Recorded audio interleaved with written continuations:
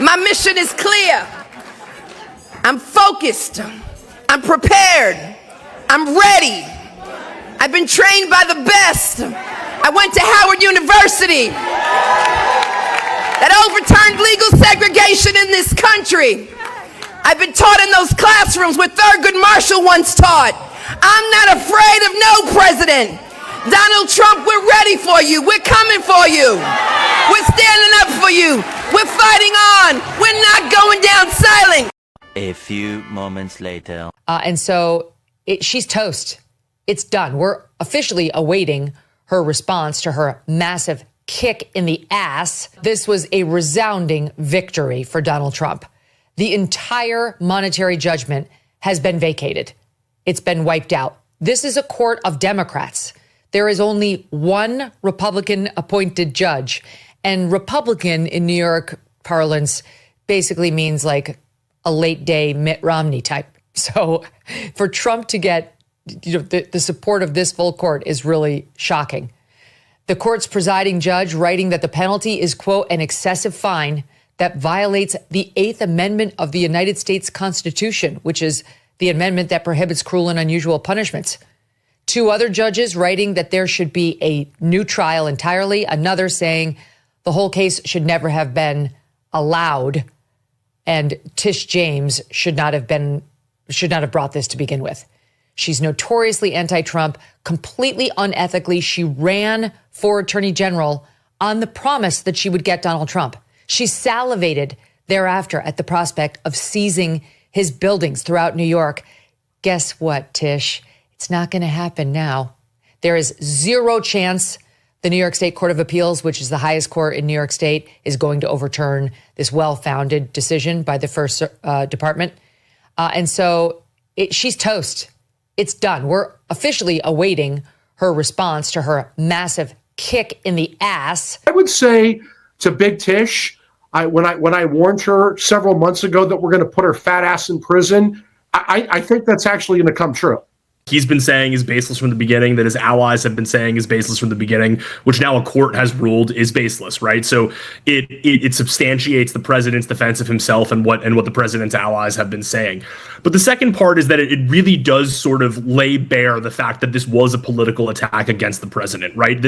These cases that are falling left and right now, they're not the political cases, right? They're not about things that the president did while in office. They are cases that partisan political actors like Tish James brought against the president, drawing on years-old complaints, things that they dredged up and inflated during his time in office and between his time in office in an effort to prevent him from returning to office, right? So, of course, the biggest win that the president had on that front was getting reelected in 2024. But now this just continues to bolster it. And to your second question about what does this mean for the New York AG's office, it's just another bad headline for Tish James, right? I mean, She is an unserious figure who, though, people that have had her number from the beginning have known that she's an unserious figure from the beginning, which of course is nothing new in New York Democratic politics. But she's one of these people who was given cover over the past 8 years because no matter how much of a partisan hack or a shady figure or, an incompetent elected official you were, if you were in a majority Democrat district or state and you attacked President Trump, that was enough for the voters. That was enough for the media. But that's not the case anymore. And so, things are falling down around Tish James, and I hope this isn't the last thing. Yeah, very rapidly. And of course, Letitia James, brought this case. Let's just tell the facts like they are. In the middle of a presidential election, I think in an effort blatantly to try and interfere with the campaign cycle. She never had any legitimate basis, I say this based on my opinion as a former prosecutor, to actually bring the case. She now has her own, how the tables have turned, mortgage fraud investigation. It seems to be just another example of, this kind of lawfare backfiring. Yeah, absolutely. And I mean, the mortgage thing is just absolutely fantastic, right? Because with so many of these cases, the the fact that the things that they're doing are so clearly extra legal or maybe even illegal, their defense of themselves is grounded so often in the fact that I am the law, I am justice, right? It's like Dr. Fauci saying I am science, right? So we Americans are just supposed to roll over and accept what the Jim Comeys and the Letitia Jameses of the world say, not because they're showing us the case law, not because they're showing us the constitutional precedent, but because they are the white hats fighting for truth, justice, in the American way, and Donald Trump is this big evil bully who is in the White House doing wrong. And millions of people believe this, right? The media seem to believe this. Democrat voters seem to believe this. Oh, well, she's putting herself out there. She's going against the president. And of course, that's obviously been nonsense from the beginning. President Trump doesn't jail his political opponents. It's his political opponents who are trying to jail him.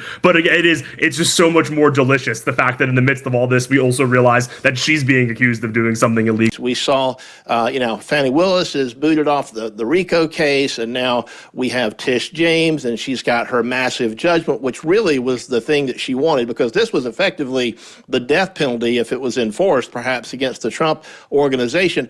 Interestingly enough, it was grounded in the Eighth Amendment, which we normally see in criminal cases. It's not that often you see that in a civil case because it prohibits cruel and unusual punishment. And under the circumstances, a Democrat Court of Appeals says this is cruel and unusual. It starts out with, of course, a case based on nothing. The banks were not defrauded. There were no actual injuries. There were no money damages that were incurred by any party in this case. This was pure partisan politics. And the appeals court has said, look, this is just doesn't wash. We don't do this. We can't punish somebody in this way. It doesn't fit the allegations. And I do think before all is said and done, that the appeals process will ultimately end this case in its entirety. But for now, this was a huge victory, and I think it's going to last. I want to first tackle the allegations about the civil fraud case, President Trump, which resulted in a $500 million penalty against him and is currently being appealed. This was Judge Arthur Engeron who got the case when Letitia James brought it. When you talk about the serious nature of going after President Trump, when there is a crime during the case that we covered moment by moment and is, as I said, being appealed, that there were no victims, Judge, a 5-judge appellate court in New York was questioning Deputy New York Solicitor General Judith Vale about the lack of victims and the huge penalty. So it kind of makes sense that now Pam Bondi's going to look into what weaponization was really going on here with Attorney General Letitia James to bring this case. A lot of us have been very critical, Bianca, against that litigation for the reason that you articulate. A, there was no victim. B, the bank that supposedly was defrauded said they weren't defrauded. They would do business with the Trump organization again.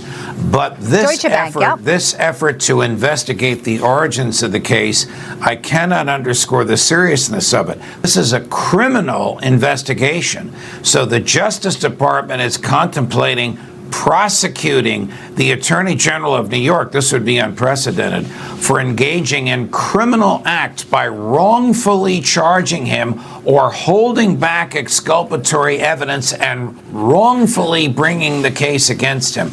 That's a high bar for the DOJ to meet, but if they can meet it, it'll be absolutely unprecedented.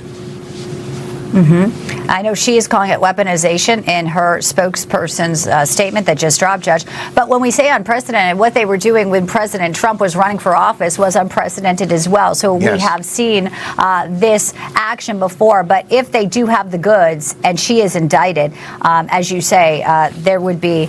It's an earthquake, obviously, of what happens next, and it could lead to so many other layers of this. I also want to bring in the NRA angle of it, because the DOJ is saying National Rifle Association unfairly prosecuted.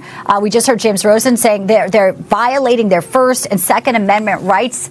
That is something that Letitia James will also have to answer to, and a grand jury is looking at right now. Well, that was not a prosecution. That was a civil lawsuit, just like the case against the Trump organization was a civil lawsuit. But again, this is a separate criminal investigation as to whether there was criminal intent in the mind of Letitia James when she went after the NRA. Did she truly go after them because they violated New York state law, or did she go after them because she hates their free speech and she hates their defense of the Second Amendment? This is another case that a lot of us attacked at the time, but I did not think, honestly, that it would morph into a criminal prosecution of the Attorney General. Just like with the other case, it would be unprecedented if this happens. So let me ask you, we all remember the very famous video clip of Letitia James when she was campaigning. And she goes, I'm going to get Trump. And it was part of her campaign ads. It's everywhere. That lives online forever. Can that be now used as evidence here, saying she campaigned? That's all for today. Thank you. If you want global news to keep you up to date on any new developments, please subscribe our channel and forward our content with your friends on social media and email. Thank you very much for keep supporting me. Stay safe, be blessed.